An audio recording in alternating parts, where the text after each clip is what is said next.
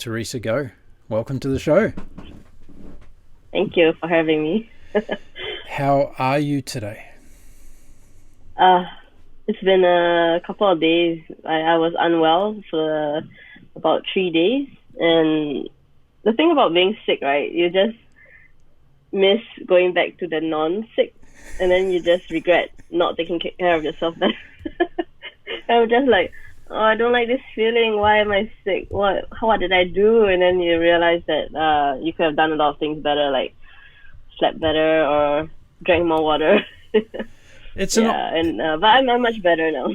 Well, that's good to hear. We want you being at the top of your game, and I'm glad you're well enough to come on the show and have a chat to me today. So I'll take it easy on you, okay? So no physical exertion during the show. We won't be doing push-ups. Yeah, thank you. We won't be doing any push-ups, or we won't be doing any laps of the pool today. But we'll be talking a lot about doing laps of the pool. For the sake of all my listeners around the world, whereabouts are you talking to us from today? I'm in Singapore. Sunny Singapore. Currently, it's rainy Singapore. Oh. For a couple of days, yeah. Really heavy thunderstorms. Beautiful Singapore. I miss the place. I lived there for 7 years, as you know, and that's when we met. And I have such fond memories of the country. It really is a great place to live, and loved getting into the local scene. I got probably into the local scene a lot more than a lot of people from my background and my colour come from. So it was good to get deep up close and personal with Singapore. So yeah, big shout out to everybody today from Singapore watching that remembers me when I was in Singapore, and also that knows Theresa as well. So great place. Now, one of the things that I do is I dedicate the show to someone special in your life. So who would you like to dedicate your show to today, Theresa? Can I dedicate it to more than one person? It's funny, you know, most of my guests say that. Yeah, it's like I'm going to have to change my strategy. I'm going to have to say, okay, how many people would you like to dedicate the show to? It's hard because there's not one person, you know. Yeah, fair enough. And especially for me, I think it's rarely been just one person. It's always been a group of people.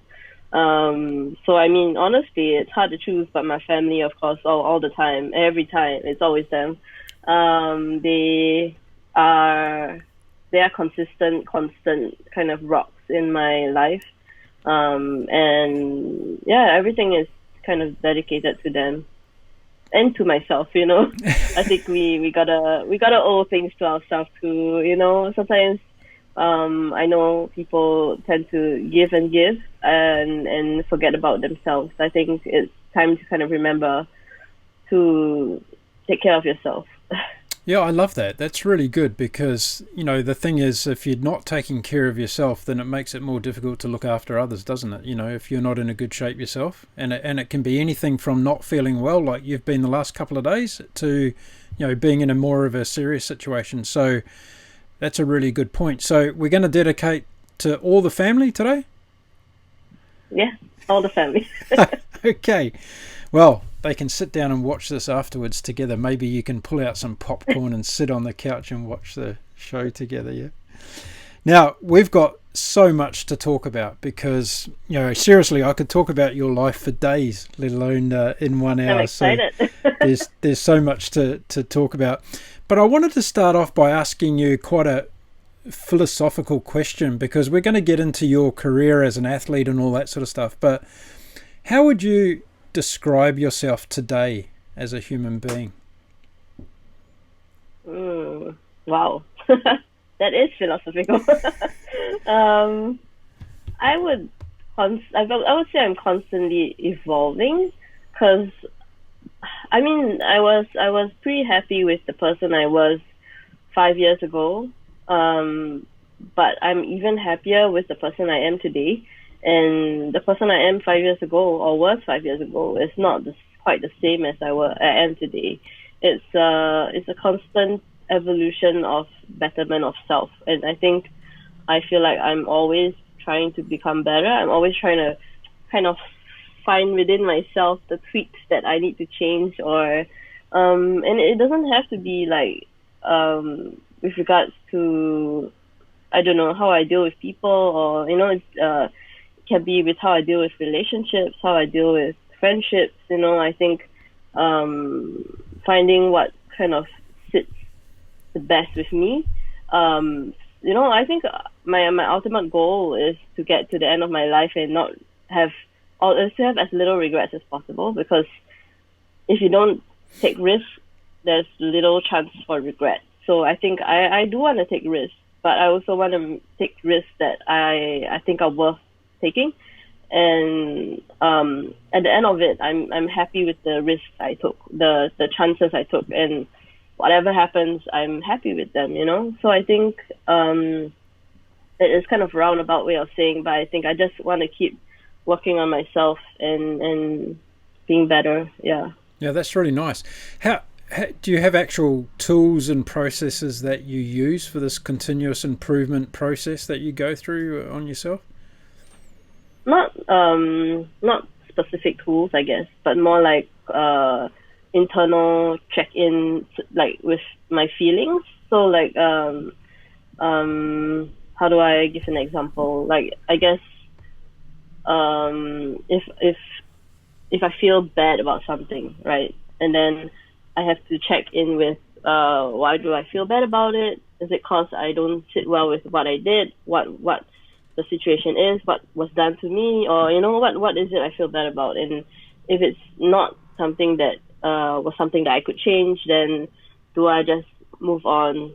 I think it's quite a hard thing to specify, because it's not just one example. I have to think about it, but it's for me, really, everything's internal, everything's a feeling. If it feels right for me, that's the first step that helps me to move forward. Yeah.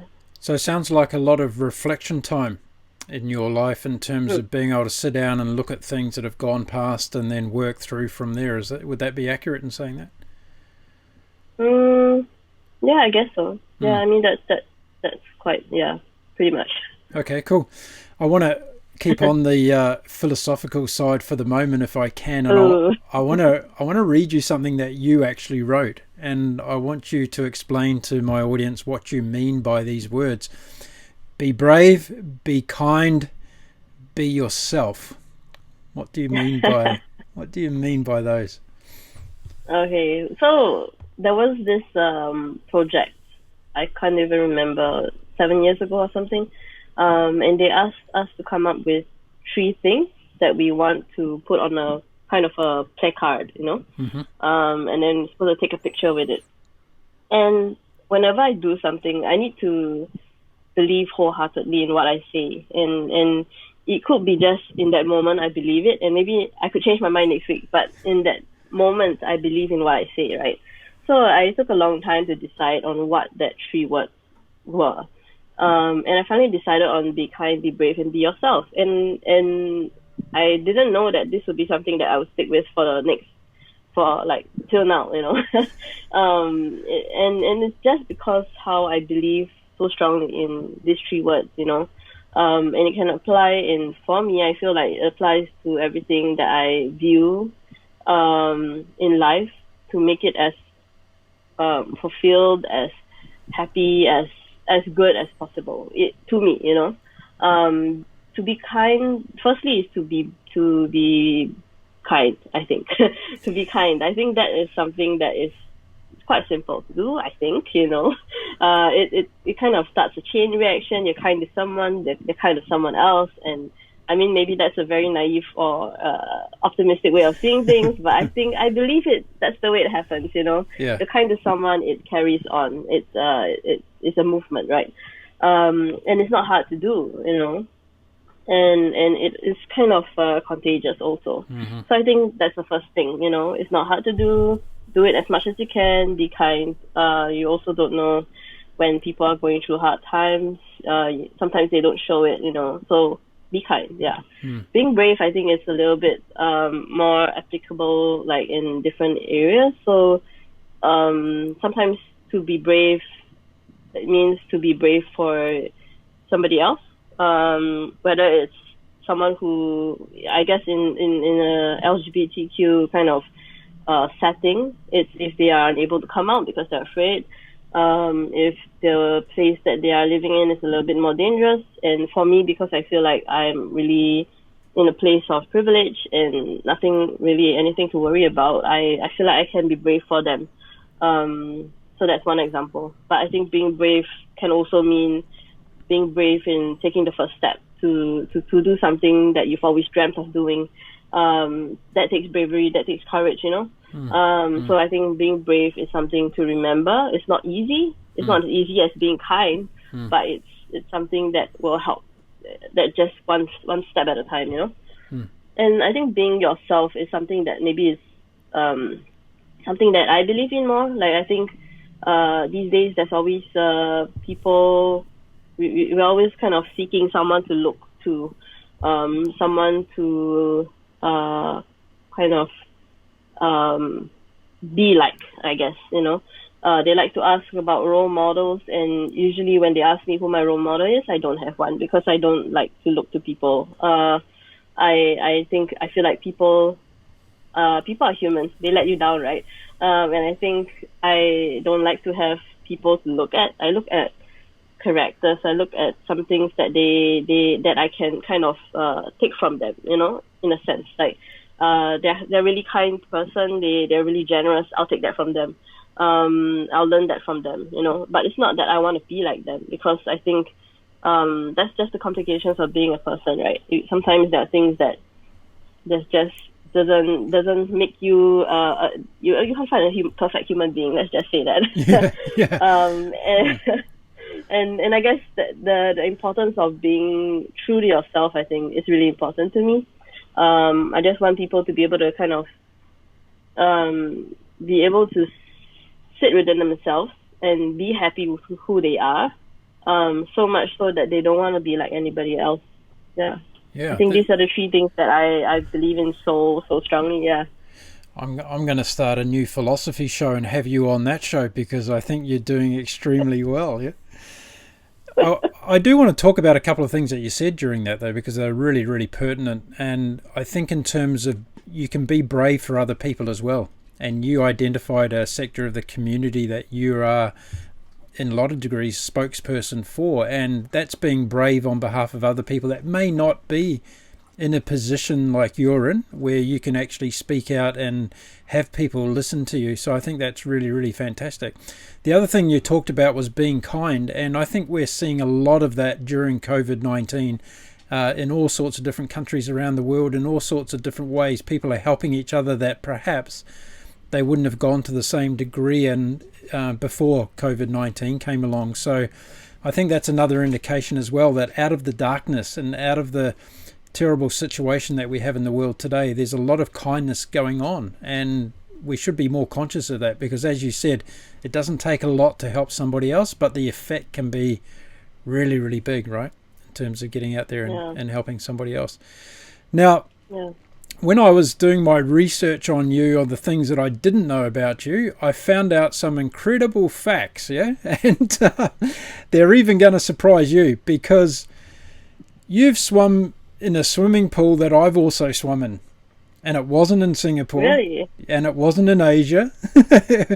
it was in Athens, at the Olympic pool in Athens. Yes, and I've got a little bit of a story to tell you about that. But before I tell you my story, we're going to hear all your stories. Now, you had an extraordinary career as a Paralympian, but that was after you did a lot of hard work and you got yourself to a stage where you could actually represent your country. So let's go back to the beginning. And first of all, can we explain to people why you're actually in a wheelchair? So I have spina bifida, which there are varying degrees of. So mine is kind of in the middle. So that just means that I can't use my legs. Very, very basic explanation. So I can't kick in the water, I can't stand. So a lot of the kind of the power or the usage is from waist up, I guess, in a sense, you know. Very basic explanation.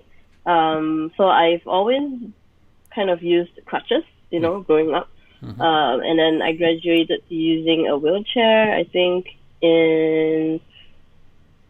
sometime in late primary school, somewhere there. I mean, honestly, I think the use of crutches helped me to build some form of upper body like strength, and then just kind of moving to the wheelchair just because it's easier and faster and allowed me more independence in a way.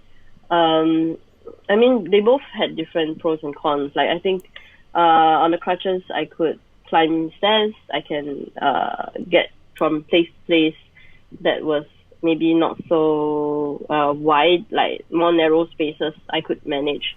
But on a wheelchair, it's a little bit more restrictive. But I guess I could move around much easier, you know. So I decided to just stick with the wheelchair after a while. I just enjoy the freedom that it gives me.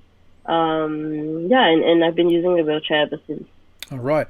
So, you know, a lot of people around the world either know somebody who's in a wheelchair or have been associated with someone, and I'm one of those people that have known a lot of people in wheelchairs, and I tend to think of them as being super able-bodied people because they can tend to do a lot of things that us people who are not in wheelchairs can do. When you started out in terms of swimming, how old were you when you took up swimming competitively? I was about 12, I think. So, I mean, I started swimming when I was 5, like just for fun. And then competitive swimming when I was 12. That was, I think ages ago.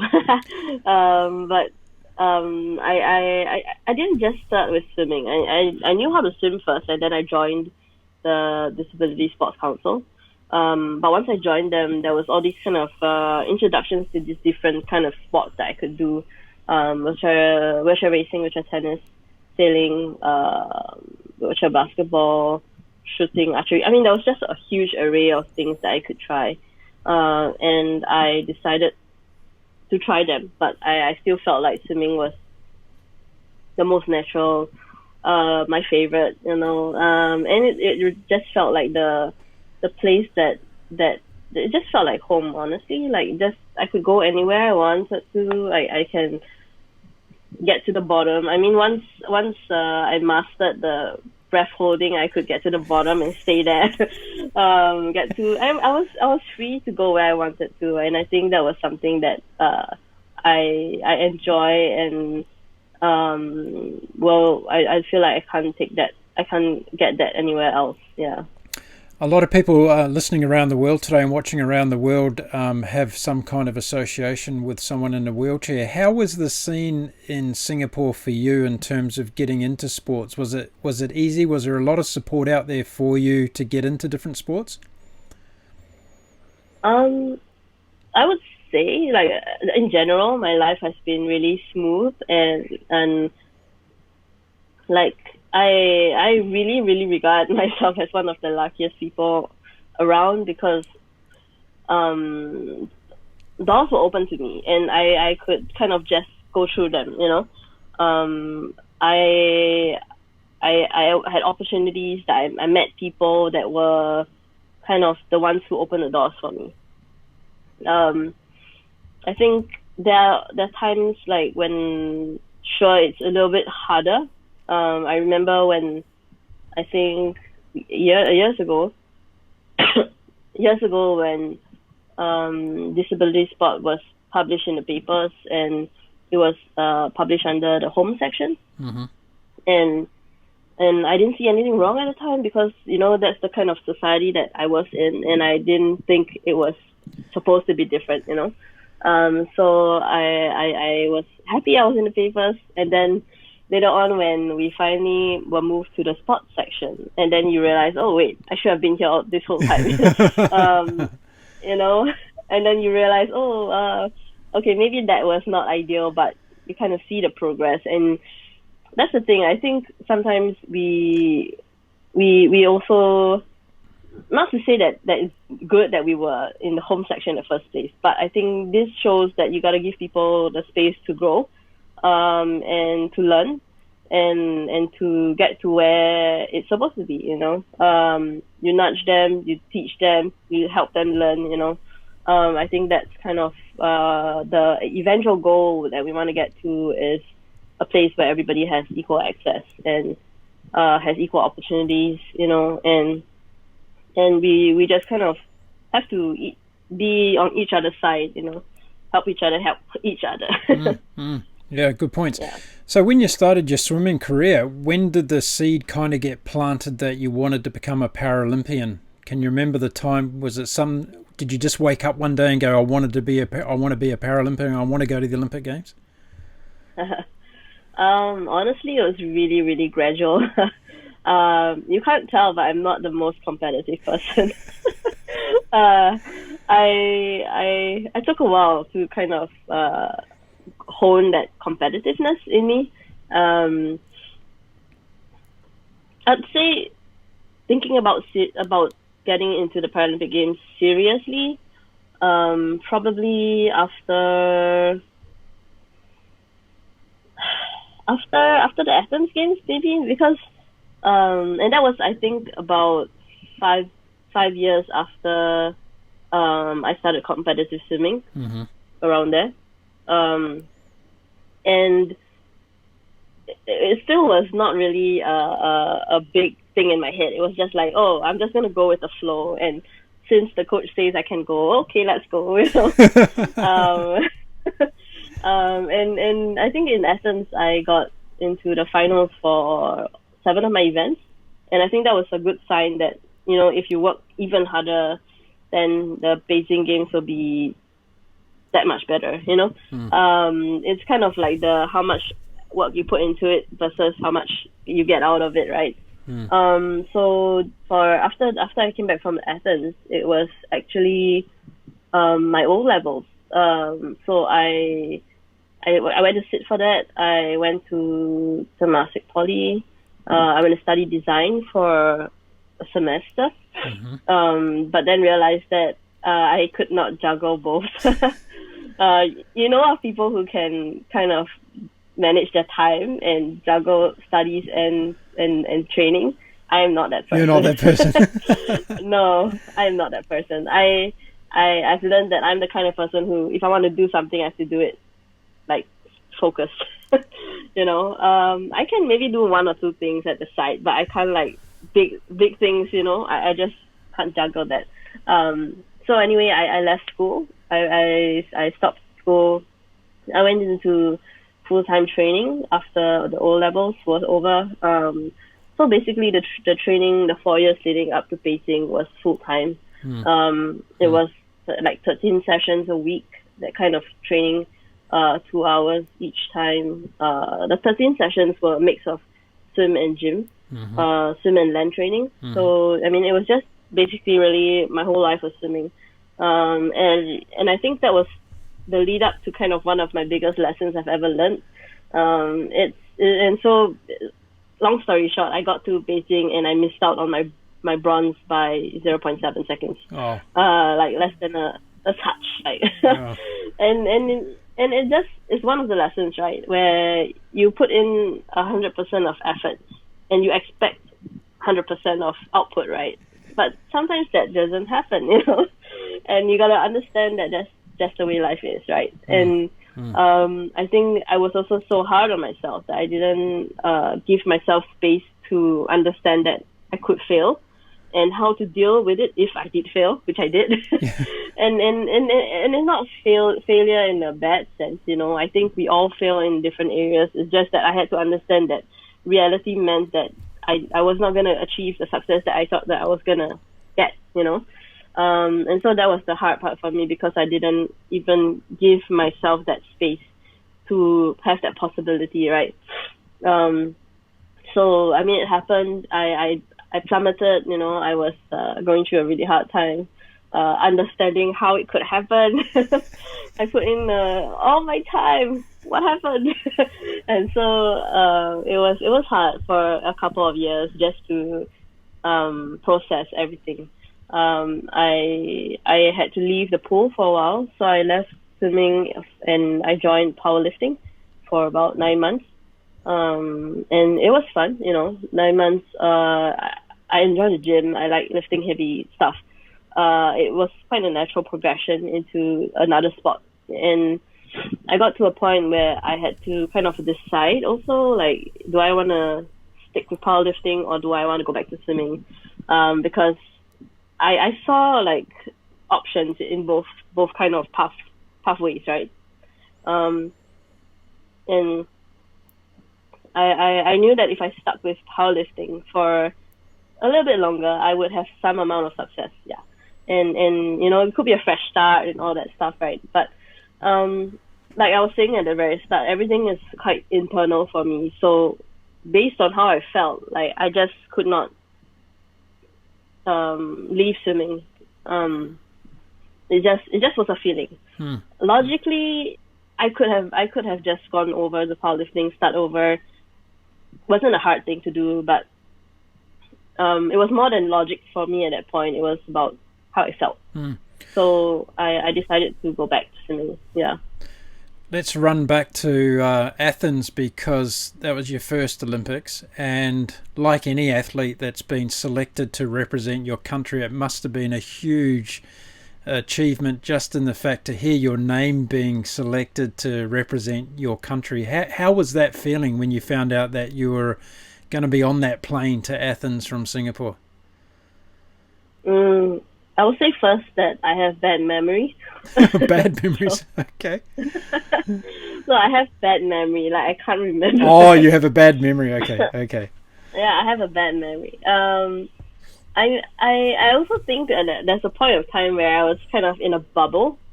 There was really nothing going on outside my bubble.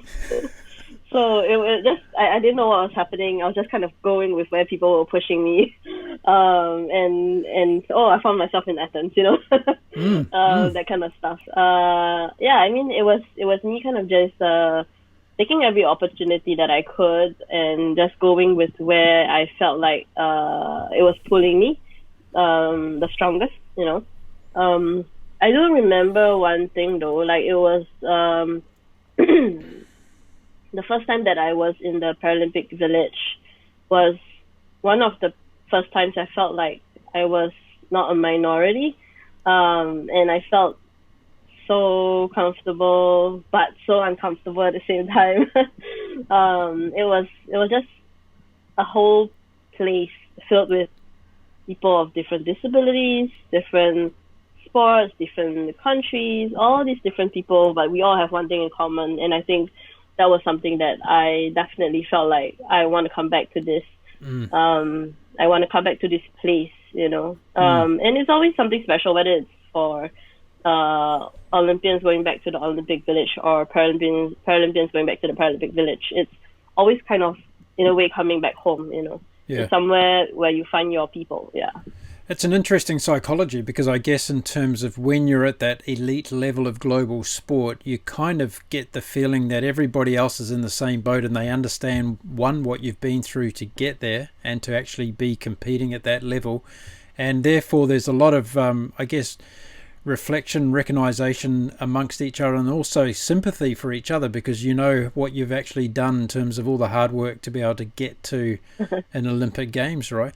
And it's interesting to hear you talk about that first one in Athens as your kind of your growing ground, right? You learnt it all for the first time in that particular bubble, as you called it. And I found Athens to be, I was living in Europe at the time, and I went to Athens.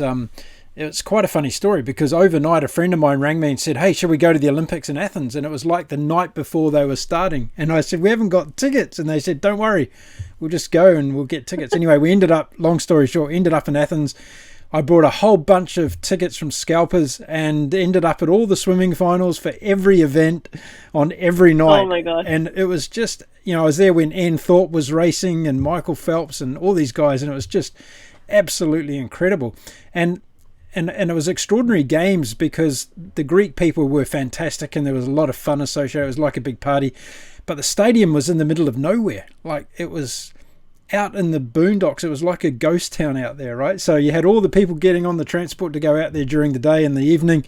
And then afterwards it was like and I've seen pictures of it now. Have you seen photographs of the Athens game site now?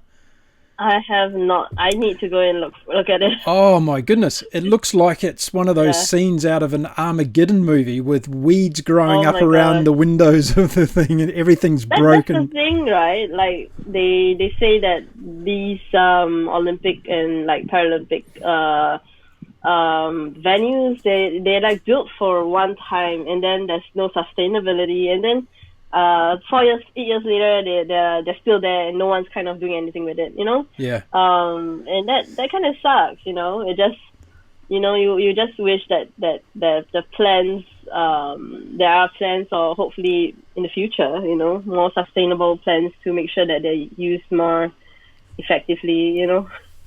Theresa, I was going to say that would never happen in Singapore. Eh? They would always find a way to be able to use it afterwards. Yeah. Yeah, right. So after Athens, you went to 3 other Olympics, which is in a mind-blowing scenario in terms of getting to Beijing, London, and then Rio after that. What was your fondest memory of the Olympic Games over the 20 years that you participated? I've been asked this before, and I if you already have not figured out, I have a hard time picking a favorite. I can't pick one. They all have special memories for me. The most recent one, of course, Rio. It's the one where I finally got what I wanted. London was special in its way because it was after Beijing, and I was still kind of on my healing journey. And I needed to feel like I loved swimming again. I needed to fall in love again with swimming, and London was on that path to doing that. If Beijing didn't happen, I don't think Rio would have happened. And I think that was special in its own way. I think I needed that to understand that I really wanted this, Yeah. and I needed to find another way to do it, and to figure out and to realize that the way that I was going at it the first time was not the best way. And Athens was the start of it all, right? I think it's all important in its own way, I definitely I can't pick a favorite. Sorry. No, that's good, because I think what you've essentially said, it's more important about the journey than it is the destination, right? And each one of those games played a really pivotal role in the person that you are today, but also in the commitment you made to the sport. And I guess I'm sitting here thinking that not many people get to have a 20-year career in anything that they choose, because they either fall out of love with it or it falls out of love with them. And you've even admitted to us today that, you've walked away from swimming for a period of time, so you fell in love with it again. Was that part of the strategy that you actually used? Yeah, I mean, it was, for many years, it was just doing it just because I had to. And I think we all kind of fall into that, whether it's work or relationships or with ourselves. I think we do it just because we have to. Yeah. And I think we gotta step out of that. I think we gotta realize that there's more to life than that. I found success much easier and much easier, basically, when I found that it was something that I wanted to do. And I had to find a way to do that. So like I said, I had to fall back in love with swimming. I had to be at training because I wanted to. I had to kind of find that balance. I'm not saying that every session I went to was because I wanted to be there. There were sessions where it was hard. I was sore. I was tired, but deep down, it was still that desire of like, I know I'm doing this because I want to. Like it's a want. Yeah. I'm tired. I'm everything, but I want to be here. And I think it's kind of, in a sense, having that bigger goal, is that desire that's deep down inside, and then you are able to kind of withstand all the other maybe negative emotions that come, even though it's hard and all that. There is still that bigger picture in mind and of why you want to do this, and I think that really helped for me. Once it got down to training for Rio, it was so much easier. It was I was happy at training. When you train happy, I think your results show, or at least in my case, it did. Yeah. I I was a lot happier as a person, just, even in general. And I think it showed, hopefully, with my loved ones. But yeah, I mean, it's a whole process. You have to kind of learn along the way. It's not something that just happens overnight. Yeah. So we've seen the explosion of the Paralympic movement over the last couple of decades, and it really has become now something that's a centerpiece around the Olympic movement. It's something that is getting increasing amounts of publicity. A lot of the athletes are becoming superstars in their own countries. There's huge amounts of financial endorsements associated with the Paralympic movement. How have you seen the explosion of the Paralympic movement over the time that you've been involved with it? I've definitely seen a lot of growth. There's a lot more taking us more seriously, which helps. But I think that everything is just kind of just one layer. I feel, there's always kind of underneath it.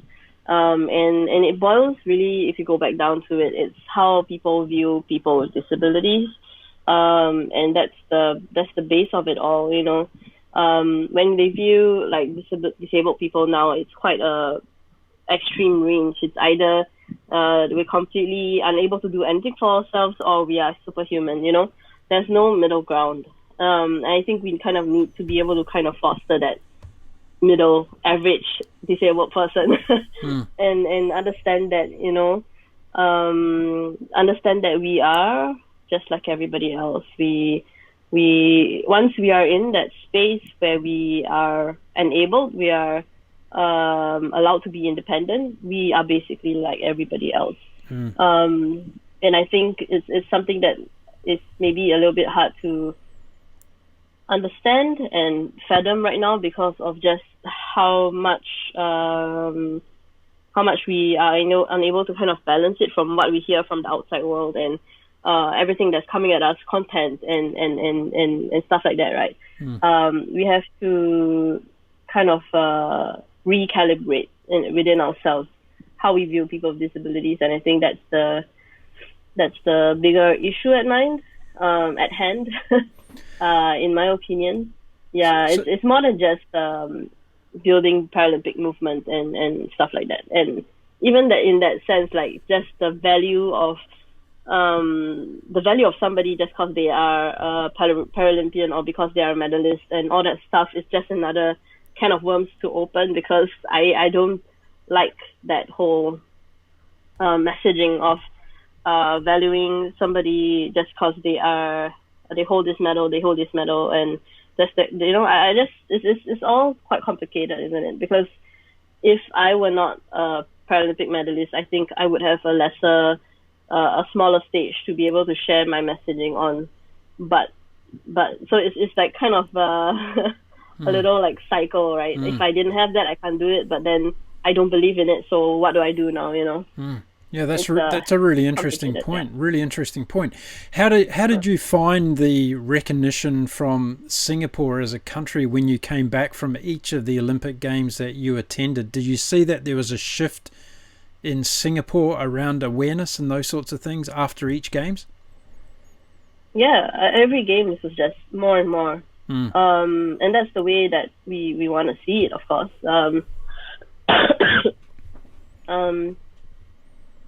Every single Games, every single Paralympic Games that we came back from was a little bit better.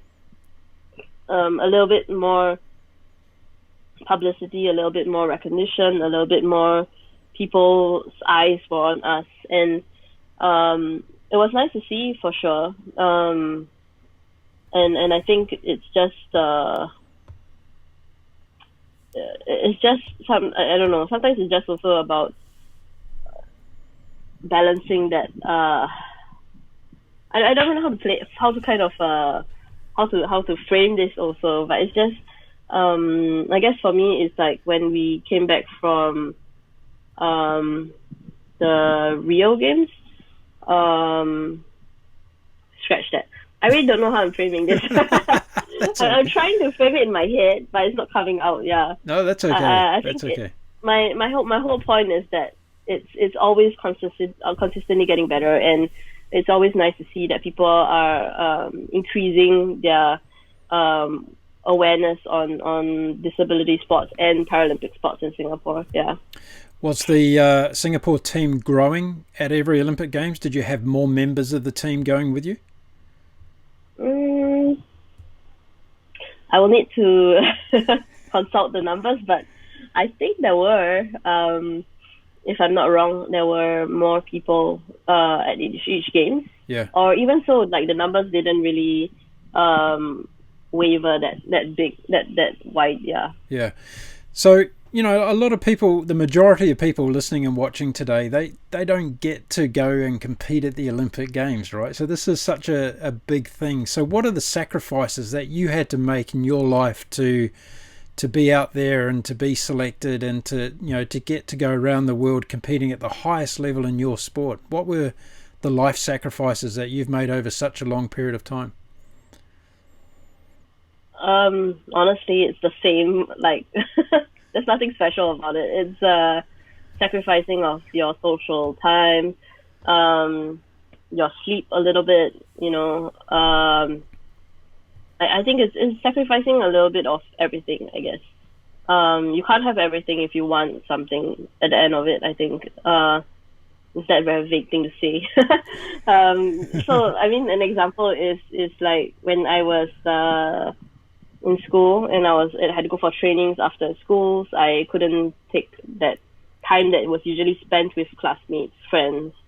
I couldn't take that to spend with them, and have a little bit of fun, you know. I had to leave, and I had to, sometimes if they invited me out, I say I can't, I have training. Right, and right. That's something that a lot of school athletes actually go through also, because school trainings happen after school, and then they'll tell their friends, I can't have training. And it's just the way it is, right? If you want something, you can't just put everything together and hope it comes out the same. You have to put this and maybe leave this out, and then maybe something good will come out of it, right? Yeah. And I think that's the way it is, you know. Yeah. Yeah, and I think we have to manage expectations that way also. So you retired at the end of late 2019 and transitioned into a new life. I've read a lot about research that's been done about Olympic athletes in particular that have transitioned away from their sport and gone back into the real world, whatever that is. And how did you find that period of your life when you actually decided that you were going to retire? Did you already have a plan B organised, or what did you do to manage that?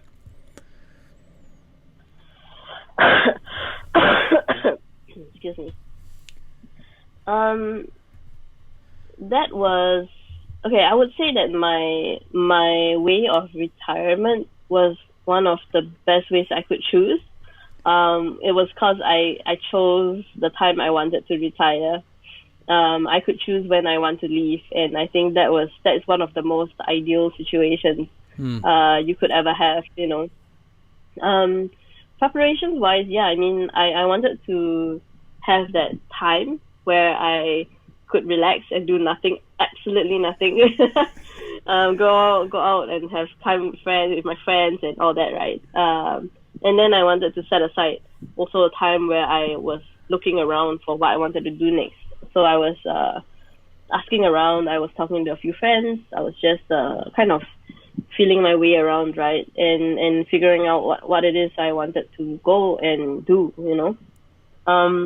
And the thing is, something I learned was that there wasn't always going to be a right time to do something.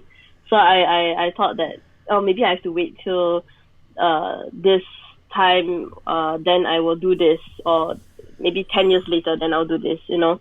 And that's not the case. Sometimes you just gotta pick the right time, pick the best, you know, what feels right now, and just go with it. And if you feel like that doesn't work because you're trying it and you've done it, then go and do something else. I think there's no shame in testing the waters, I guess. So I definitely weighed my options. I picked what was best at the time I felt, and I just went for it.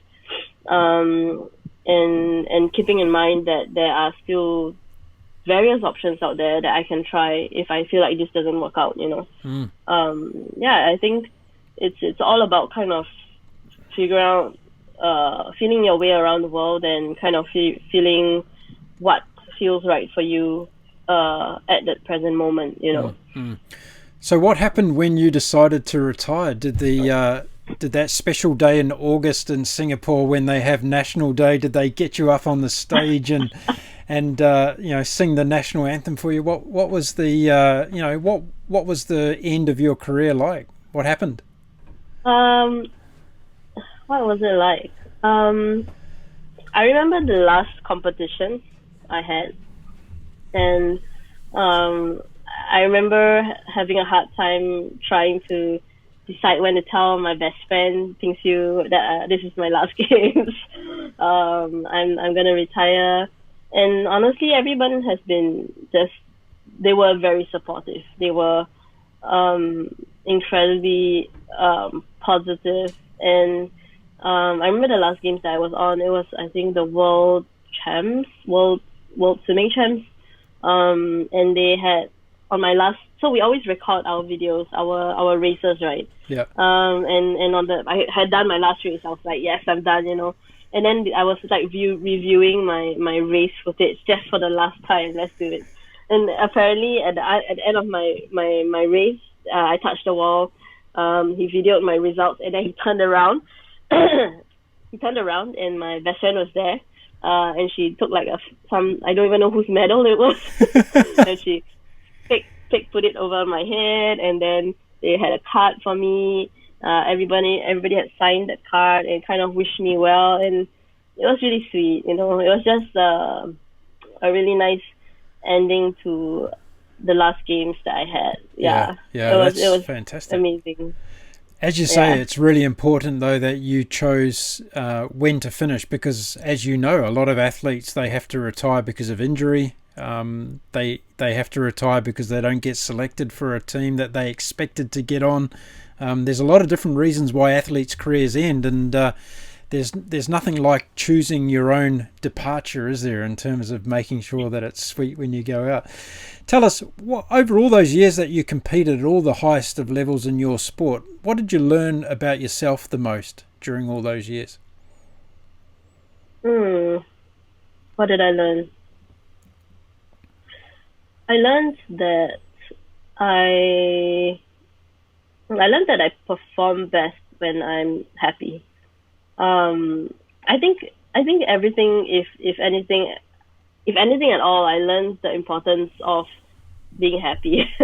I know that it's such a simple and like could be a very naive, over optimistic thing to say, because to be honest, like happiness is not something that's easy sometimes, situational, it's circumstantial. Sometimes life just doesn't let you be happy, and it could be due to a various varying amount of reasons, right? Yeah. But I think just for myself, for my own beliefs, like I just need to find that happy in everything I do. That overwhelming feeling of happiness must be there for me, for it to be worthwhile. And I think that's something that I found to be the most important out of everything.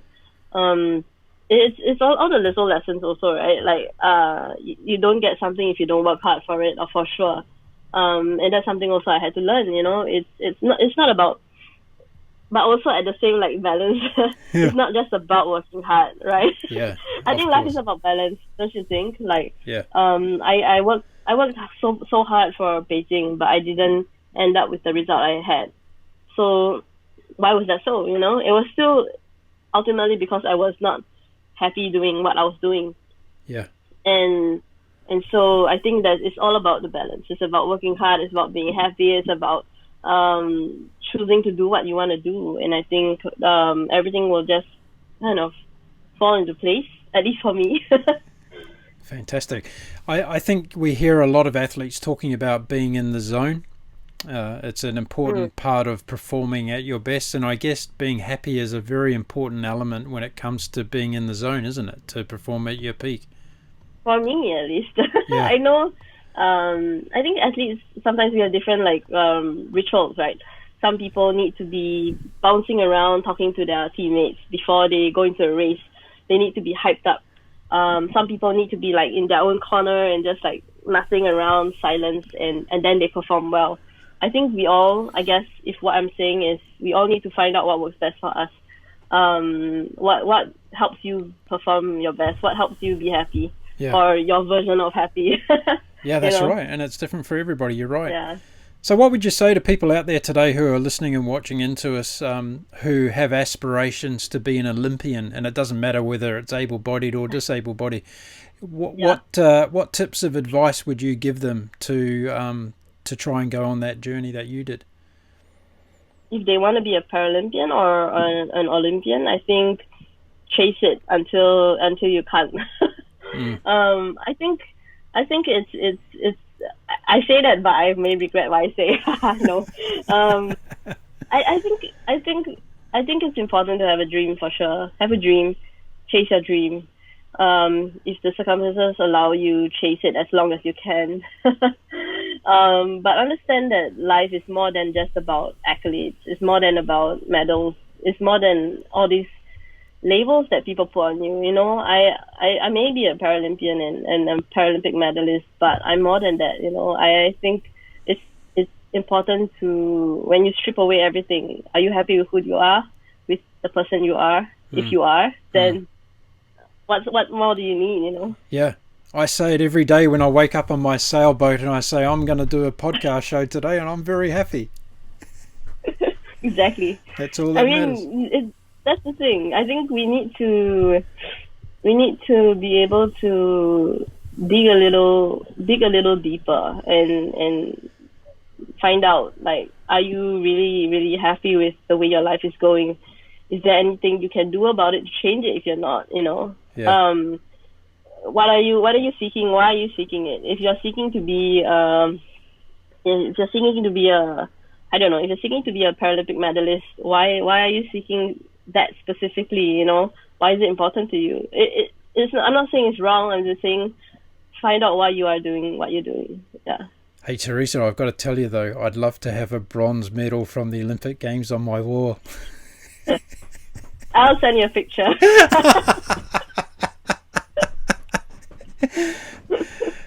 Now let's get on to another important matter, because you're a lady that's got so many different facets to you as a great human being, and you're also a spokesperson for the LGBTQ community, and you are using your position to do good in that area. Tell us a little bit about that, how you became involved and why you're passionate about it. So I mean, I identify as a queer athlete with disability. I never really came out, to be honest. My parents came out to me. They didn't come out to me, but they turned around when I was in the car with them, and they just told me that they just wanted me to be happy, you know, whether it was with a boy or a girl. Mm-hmm. And that was kind of how they told me that they knew. And that set the tone for me to feel like I could be myself, right? And it just, when you're allowed to be yourself and be true to your identity and who you are, I think it just allows you to grow in a way that that just does not happen if you are being boxed up, right? So this is just another example of how lucky I am to be who I am, you know, to be surrounded by the people I'm surrounded by, to be with my family, you know. So I guess because of just how privileged I am in this situation, not feeling like I'm in danger at home, feeling like I never had to be in the closet, really, all that stuff, right? I think wait, can you hear that? Yep, I'm here. No, I mean, can you hear the sounds outside my door? No, I can't. Okay, good, good. No. Okay, I'm just worried. Yeah, I can hear. Yeah. All good. All good.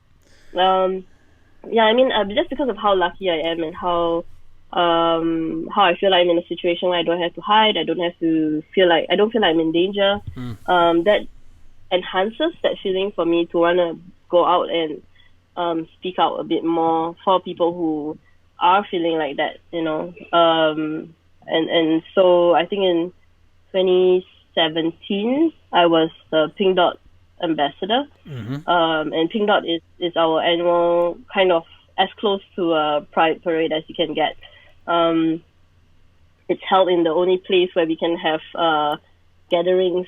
It's the only place we can hold free speech gatherings. Isn't it ironic?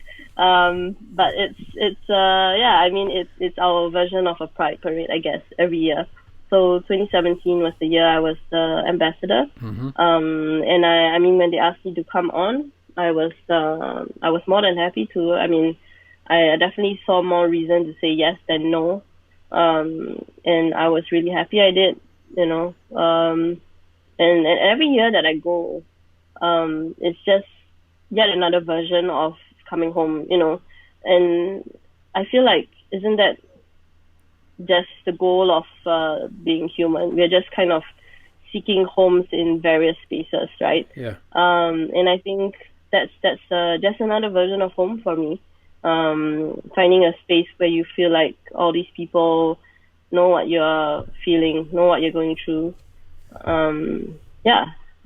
So that was 3 years ago when you were there as the ambassador for the first time. How have things transitioned in the meantime? How has the community evolved in Singapore? I feel like it's, as a whole, maybe not so much.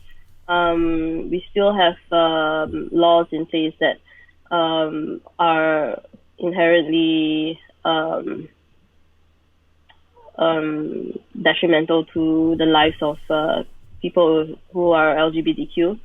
But I mean, changes are happening within different areas in the community, I guess.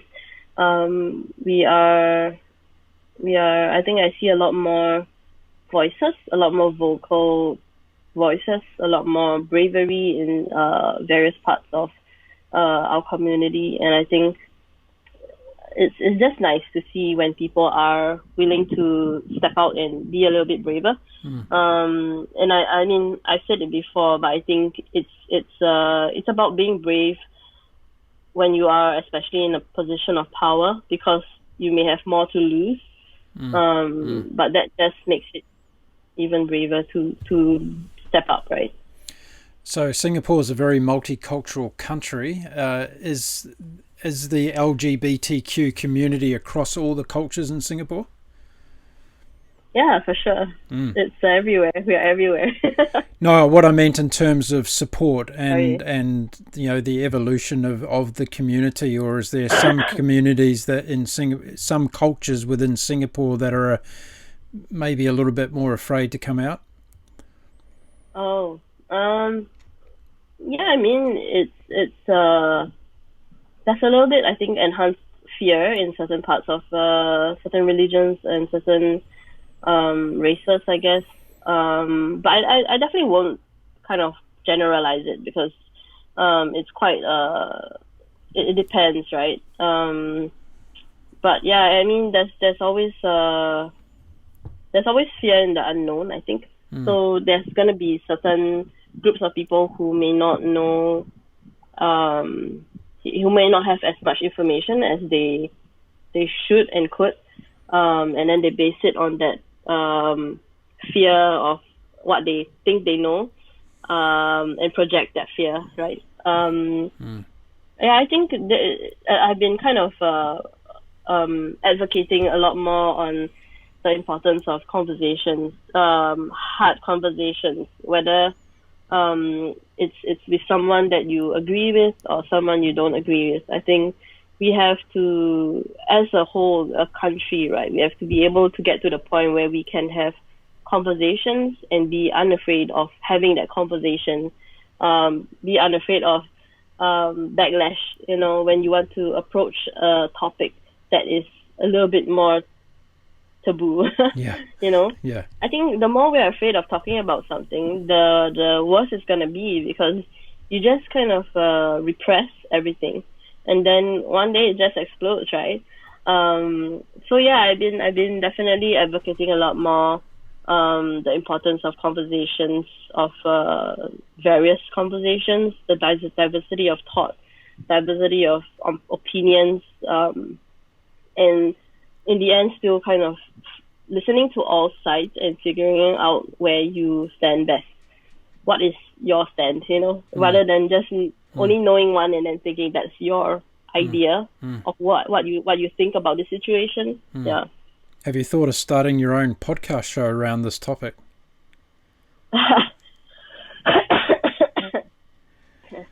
I have not thought about starting a podcast yet. I have thrown around the idea with my best friend, but we've not really seriously gone into it because we have no time. Well, I'll tell you what, my good friend Willie Lee in Singapore runs the SG Explained podcast. Have you listened to that? I don't really listen to podcasts. Okay. I don't have the attention. You don't have the attention. Okay, well, I'm going to get in touch with Willie and get him to get you on his Singapore podcast, because you've got a great story to tell, and you're always going to be welcome to come back on my show and talk about anything from the heart, Theresa, because you're a shining star when it comes to being authentic and always trying to help people. But before I let you go today, we've got a lot of people around the world at the moment who are struggling because of COVID-19. A lot of people's lives that have been affected by things that are beyond their own control. So as somebody who's been through a lot of challenges in her life and overcome those challenges and continues to do that, what message of hope can you send out to those people today who may be struggling in their life at the moment?